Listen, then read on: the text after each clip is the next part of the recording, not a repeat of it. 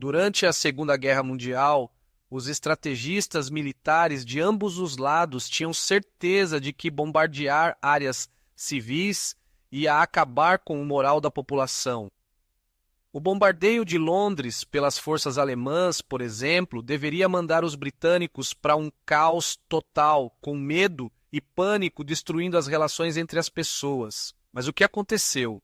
Algo simplesmente incrível. Os bombardeios, que poderiam ter levado todo mundo à anarquia, na verdade fortaleceram a união e a resiliência do povo. De repente, vizinhos que mal trocavam um bom dia começaram a dividir abrigos, comida e esperança. O famoso Keep Calm and Carry On britânico não era só propaganda, era a vida real. A galera se adaptou, manteve as rotinas que podiam e se apoiou nos momentos mais difíceis. E quando os aliados bombardearam a Alemanha, mesma ideia, os chefões achavam que isso ia destruir a vontade do povo alemão. Mas assim como em Londres, as comunidades alemãs também se juntaram.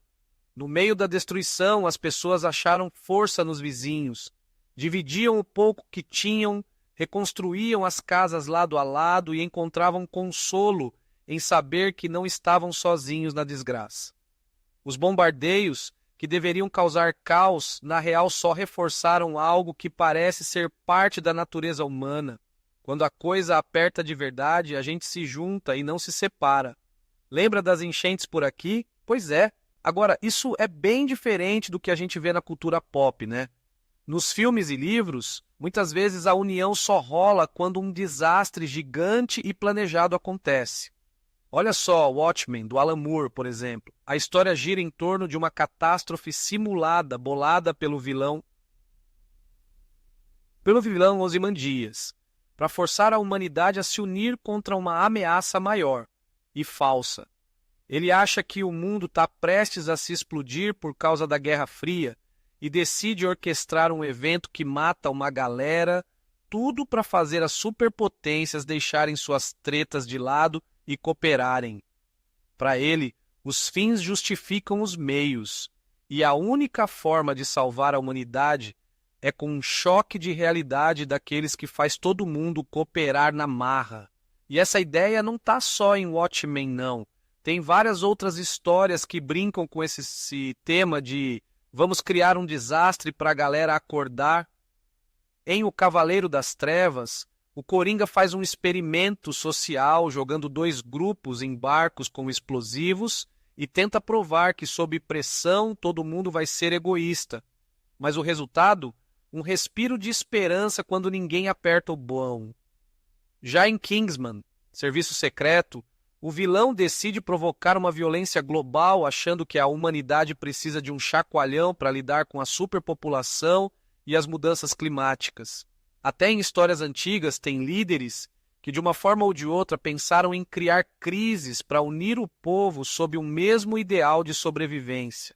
Essas histórias são interessantes, e não como críticas à humanidade, mas como uma forma de explorar como a gente reage quando está na beira do abismo.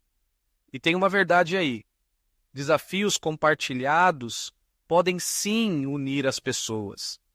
A história já mostrou que, em momentos de muita dificuldade, as pessoas conseguem deixar as diferenças de lado e trabalhar juntas para sobreviver. A gente vê isso em tempos de guerra, desastres naturais e tragédias de grande escala. Essas histórias são um lembrete de que mesmo nas horas mais escuras, a gente pode surpreender com atos de compaixão e solidariedade. Mas tem um detalhe que essas histórias podem estar deixando passar. Não é a catástrofe em si que gera a união. É a sensação de vulnerabilidade compartilhada e a quebra das barreiras entre as pessoas. E vamos combinar, né? Crise é o que não falta no nosso dia a dia. Pobreza, guerra, desigualdade, mudanças climáticas, injustiças sociais, tá tudo aí. Então, por que essas desgraças nem sempre despertam o mesmo espírito de cooperação? Talvez o problema não seja que as crises não sejam sérias o suficiente, mas que a gente ainda não derrubou as barreiras que nos separam e impedem essa empatia em larga escala. Na verdade, como diria o Pink Floyd, nós construímos paredes e mais paredes. A ideia na cultura pop de que a gente precisa de um cataclisma para se conectar ignora que a adversidade já está por aí faz tempo. O que falta muitas vezes é a vontade de se conectar com quem é diferente da gente. Nos bombardeios de Londres e da Alemanha, as pessoas se uniram não por causa das bombas, mas porque o medo e a perda que todos sentiram derrubaram as barreiras sociais e econômicas. Elas pararam de ver os outros como estranhos e começaram a enxergar todo mundo como seres humanos, enfrentando a mesma ameaça. Dá para ver esse mesmo princípio na vida de assistentes sociais, voluntários e pessoas que ajudam refugiados e comunidades vulneráveis. Quem começa a trabalhar com populações marginalizadas muitas vezes se envolve ainda mais por causa das histórias e conexões que cria. Essas pessoas não precisam de um evento catastrófico para lembrar de se importar. Elas se importam porque viram a luta de perto e criaram laços com quem está sofrendo.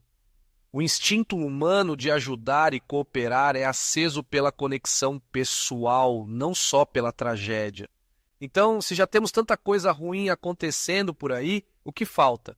Derrubar os muros que nos separam, muros feitos de diferenças sociais, econômicas e culturais. A gente tem essa tendência de ajudar quem a gente conhece, né? Então, por que não aumentar esse círculo de empatia? A lição que as experiências de guerra e as histórias de ficção deixam é que não precisa esperar pela próxima grande catástrofe para começar a se conectar. Quando a gente escolhe sair da bolha e se abrir para quem vive uma realidade diferente, a gente começa a criar uma união que vai além de qualquer crise. Imagina um mundo onde a gente não precisa de um desastre para derrubar as barreiras que nos separam. E se a gente agisse agora para entender, se conectar e ajudar?